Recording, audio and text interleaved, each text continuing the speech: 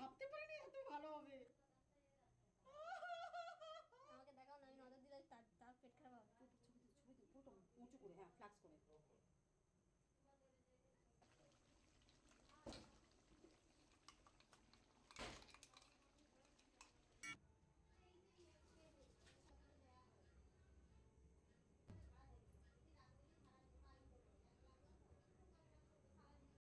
So guys, good morning.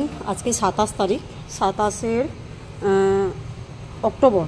আজকে 27 October, হ্যাঁ September October, 27 October. তো আমি সকালবেলা গুড মর্নিং জানাতে পারিনি, তাই এখন গুড মর্নিং জানাচ্ছি। এখন টাইম হচ্ছে 11টা। তো আমি একটু মাটন আনতে যাব, কারণ মেয়ে চলে যাবে, মাও চলে যাবে। তো মেয়ে খেতে চেয়েছে। যতই হোক অনেক দিন পর আমার একটু ভালো দিন আসছে।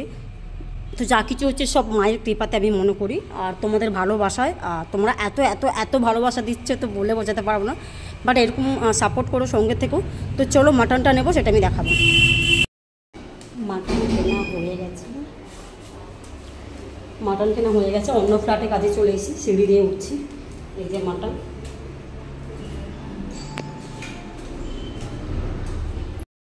কাজ শেষ হয়ে যেতে আমি বাড়িতে চলে এলাম। বাড়িতে এসে মেয়েকে বললাম তাড়াতাড়ি করে কিচেনটা পরিষ্কার করে দে, আমি রান্না করতে শুরু করব।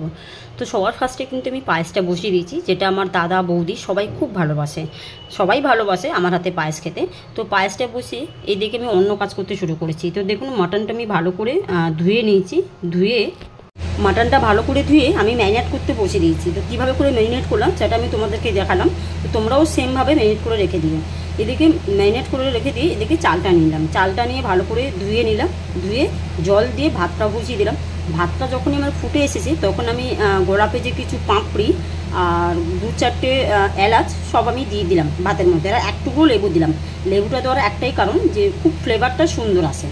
তো চলো ওদিকে ভাতটা হয়ে গেল। দেন আমি ভাতের মাঠটা গড়িয়ে ফেললাম। আমি কিন্তু ছাঁকনি দিয়ে তুলিনি, আমি কিন্তু হাত দিয়ে ভাতের মাঠটা গড়িয়েছি। এদিকে কি করলাম, পায়েসের মধ্যে আমি টুটি ফুটি থেকে আরম্ভ করে মানে কিছুটা ড্রাই ফ্রুট দিয়ে আমি পায়েসটা বানিয়ে ফেললাম। মায়ের জন্য তুলে নিলাম, কেন মা যেহেতু সুগার, তো মা খায় না চিনি। মায়ের জন্য তুলে দিয়ে আমাদের জন্য বাতাসি দিয়ে করলাম। তারপরে এদিকে কি করলাম, মাটনের জন্য আলুটা ভেজে নিলাম হালকা করে ভেজে ভাতটা হয়ে গেল। ভাতটা হয়ে যাওয়ার পরে কি করলাম, আমি হাঁড়িতে, মানে আমি এইটা ফার্স্ট টাইম করলাম যে হাঁড়িতে করে বিরিয়ানি বানালাম। তো হাঁড়িটাকে ভালো করে ধুয়ে আমি আগে থেকে রেখে দিয়েছিলাম। তারপরে কি করলাম, ঘিটা দিয়ে হাঁড়িটাকে মাখিয়ে নিলাম। মাখিয়ে দিয়ে ফার্স্টে লেয়ার করে ভাত দিয়ে দিলাম। তারপরে আলু মাটন কিছুটা দিয়ে দিলাম, আবার ভাত দিলাম লেয়ার করে, আবার আলু মাটন কিছুটা দিয়ে দিলাম। সেটা আমি তোমাদের সঙ্গে সবটাই শেয়ার করছি। তারপরে এদিকে কি করলাম, কেওড়া জল দিলাম, গোলাপ জল দিলাম, মিঠা আতর দিলাম, আর দুধ দিলাম, আর যেটা রং বলে সেটা দিয়ে দিলাম। দিয়ে আমি কি করলাম, ভাতের উপর থেকে, বিরিয়ানির উপর থেকে পুরোটা বর্ডার করে দিয়ে দিলাম। দেওয়ার পরে উপরে সামান্য একটু ঘি দিয়ে দিচ্ছি, কারণ আমি যেটা খুব কম তেলেই রান্না করেছি সেটা আমি তোমাদেরকে দেখেছি।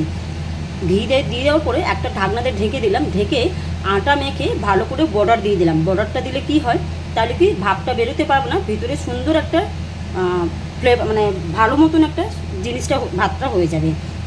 এরপরে কী করলাম, চিকেন চাপে কী করলাম সেটা আমি আপনাদেরকে ভালো করে দেখিয়ে দিচ্ছি। যে প্রিপারেশনটা, একটুখানি বাটার দিয়ে দিলাম, সাদা তেল দিলাম, তারপরে গোটা গরম মশলা, শুকনো লঙ্কা, গোটা জিরে ফোড়ন দিলাম।